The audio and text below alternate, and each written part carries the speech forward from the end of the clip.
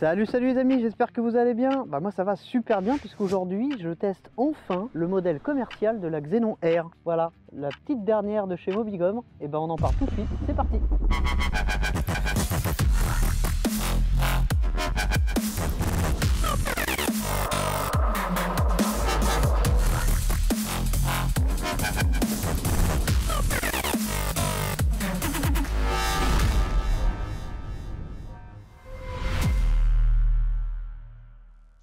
Comme d'habitude, je vais faire mes 10 petites secondes de forçage. Vous êtes de plus en plus nombreux à être abonnés à la chaîne et ça c'est top. Merci à tous les abonnés, anciens abonnés, futurs abonnés. C'est grâce à vous que je peux tester des machines comme ça et apporter du contenu à la chaîne. Donc merci beaucoup. Vous pouvez aussi me suivre sur Instagram, l'adresse elle est juste en dessous. On termine les remerciements en remerciant bien évidemment Mobigom qui m'a renouvelé sa confiance pour cette machine que je vais vous faire découvrir. Pour ceux qui l'ont déjà vu, écoutez, on voit ça tout de suite, c'est parti.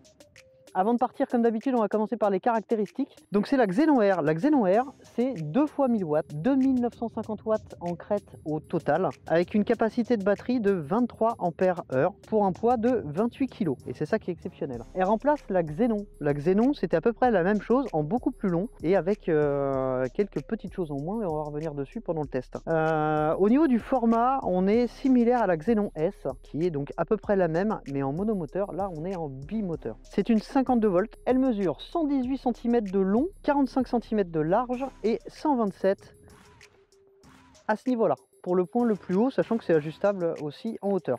Au niveau des coûts par charge, une charge complète vous coûtera 18 centimes sur le tarif réglementé français. 100 km en full, c'est-à-dire sans bridage, sans s'économiser, ça vous coûtera seulement 54 centimes, toujours selon le tarif réglementé français. 100 km en éco, c'est-à-dire en roulant à 25, ne vous coûtera que 23 centimes. La trottinette charge avec un chargeur de 2 ampères, c'est-à-dire 8 heures de charge pour une charge complète, 10 heures de charge avec un seul chargeur. Mais vous pouvez brancher un second chargeur qui vous divise par 2 le temps de charge, ça nous ramène tout ça donc à 5 heures.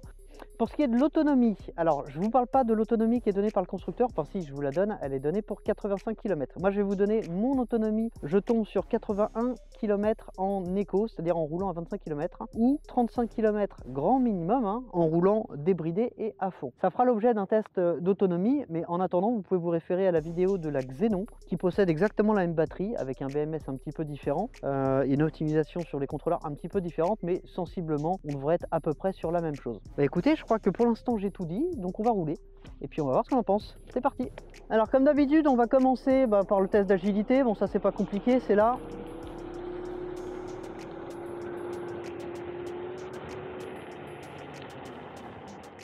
Voilà, le but c'est de voir si elle penche bien dans les virages, et oui, elle penche bien, elle est agile. Alors on va contrôler la vitesse max avec ce que j'ai au compteur et ce que vous allez avoir sur le GPS. Donc là au compteur j'ai 60.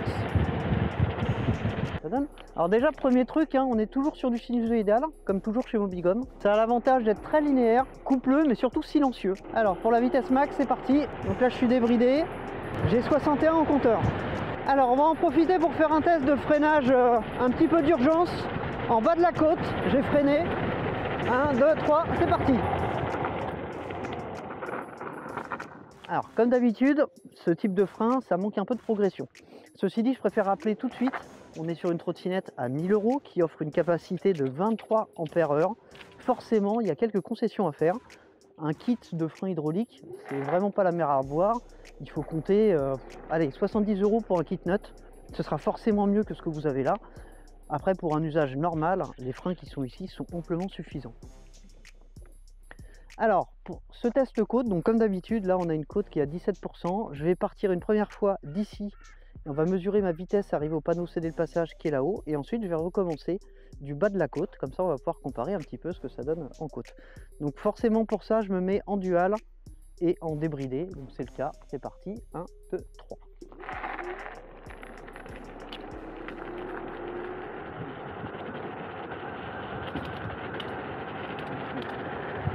Alors j'ai pas du tout ralenti dans le virage. Je suis à 46 compteurs. 43. Voilà.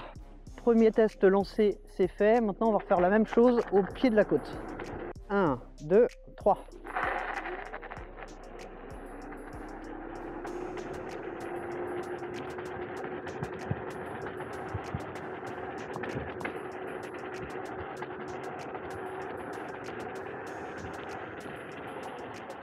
41, donc ça a vraiment l'air de bien monter. Allez, on va rouler un petit peu. Alors la Xenon R, elle remplace la Xenon, qui était l'ancienne bimoteur de chez Movigum. La grosse différence, la principale, bah, c'est son encombrement. La Xenon était très longue, hein, elle faisait 1,35 m de long. Et bah, celle-ci reprend exactement les dimensions de la Xenon S, avec un deck un peu plus épais pour pouvoir loger la batterie qui du coup est plus importante, puisque là on est sur 23 Ah. Mais sinon c'est exactement les mêmes dimensions que la Xenon S. Elle a aussi perdu un petit peu de poids, puisque là on est tombé sous les 30 kg, on est à 28 kg. Donc c'est une trottinette de 2 fois 1000 watts nominaux, c'est-à-dire 2950 watts en crête pour le total, avec des freins à disque mécaniques montés sur des disques de 140, des pneus à chambre à air de 10 pouces, alors je précise c'est pas du tubeless, c'est bien des pneus à chambre à air, donc des pneus route en 10 par 2,5. Vous pouvez très bien monter du off-road ou du semi-off-road en 10 par 3, il n'y a pas de souci. Dans les nouveautés, les jantes s'ouvrent en deux.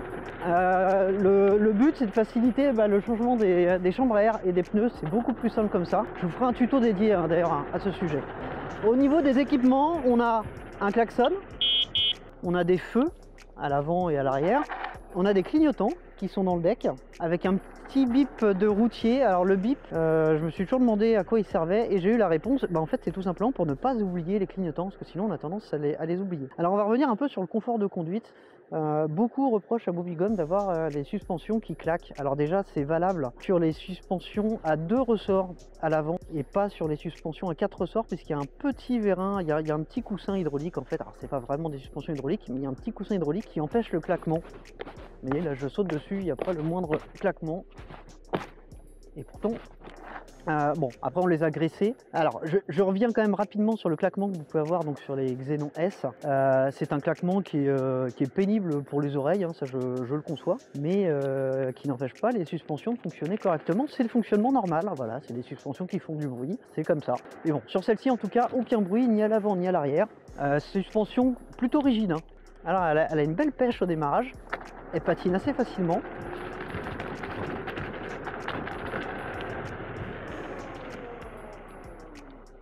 Et elle est très agréable à conduire. Alors j'aimais beaucoup la première Xenon à conduire, je la trouvais aussi très fun, et j'ai mal resserré mes éléments. Mais là voilà, elle est très saine, hein, elle guidonne pas, on peut la tenir d'une main assez aisément, et surtout elle reste super compacte. Alors on a un nouveau feu par rapport à la Xenon qui est beaucoup plus puissant que l'ancien.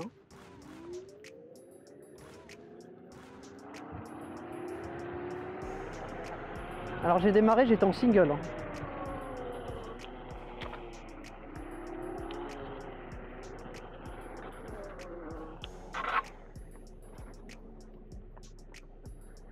Alors je vois que la béquille est très basse. Moi qui aime bien pencher, et vous voyez si je penche trop, ça touche. Alors je vais aller m'arrêter un petit peu plus loin et puis on va refaire le tour de la trotte et puis on va conclure sur ce test. Alors il n'y a pas beaucoup de différence avec le proto, mais je vais vous montrer ça, il y en a quand même quelques-unes. Alors comme je vous le disais, hein, ça n'a pas changé par rapport au proto. Il n'y a quasiment plus de latence sur l'accélérateur et ça c'est vachement bien. Cette latence m'emmerdait au plus haut possible.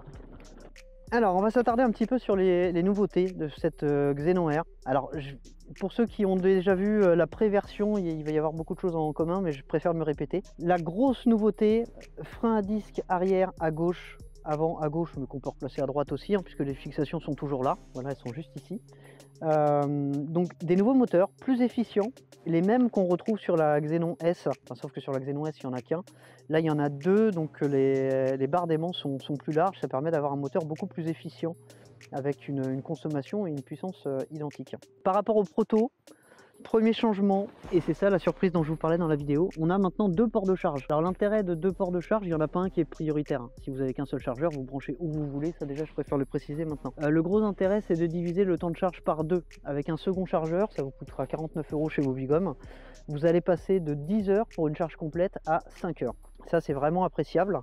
Donc on a des clignotants dans le deck. Le feu stop qui auparavant était aussi dans le deck, lui se retrouve donc uniquement ici. Donc à la française, hein, c'est un changement d'intensité, c'est pas un système clignotant.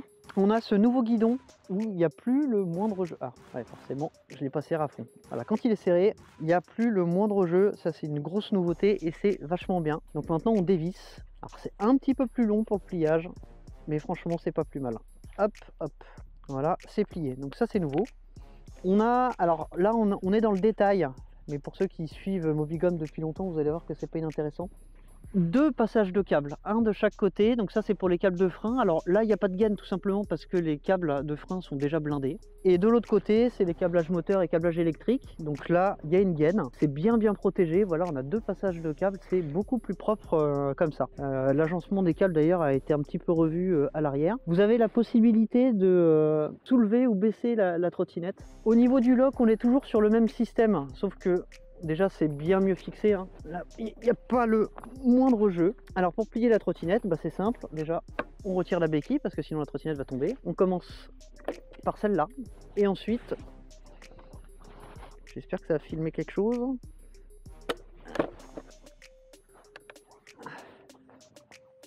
Voilà, alors je tenais ma caméra en même temps donc c'est un peu tombé brusquement. Voilà, on prend cette petite manette et on la ramène vers le deck. On soulève. Il y a un premier blocage, ensuite on pousse la colonne et on va à fond pour le second blocage. Bon bah écoutez, je pense qu'on a terminé de faire le tour de cette machine. Alors il y aura d'autres vidéos, hein. Il y aura un test off-road bien évidemment. Je vais faire une vidéo sur le montage des pneus off-road justement. Et puis il y aura aussi un test d'autonomie. Avant de conclure cette vidéo, je voudrais passer un petit mot sur le groupe Facebook Mobigum, groupe très actif.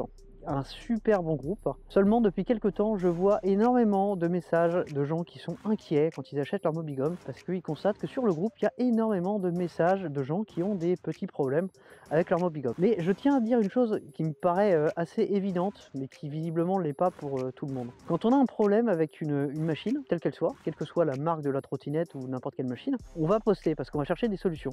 Quand on n'a pas de problème, on va pas poster, on va chez soi. Ce qui fait qu'en fait tous ceux qu'on entend, c'est ceux qui ont des problèmes. Ça ne veut pas dire que tout le monde a des problèmes, loin de là. Ça veut simplement dire que ceux qui n'ont pas de problème ne postent pas. Et ça, c'est pas nouveau, ça ne concerne pas que Mobigum, mais c'est bon de le rappeler parce que quand je vois beaucoup de commentaires de gens qui disent « Ah, je suis affolé par tous les problèmes », mais déjà, allez voir ce qui se passe sur les autres groupes, sur les autres marques et sur des trottes bien plus chères, c'est exactement la même chose. Par définition, quand on a un problème, on poste. Quand on n'a pas de problème, on ne poste pas. Voilà, j'espère que cette vidéo vous a plu. Je vous dis à très bientôt pour une prochaine vidéo. Ciao, ciao!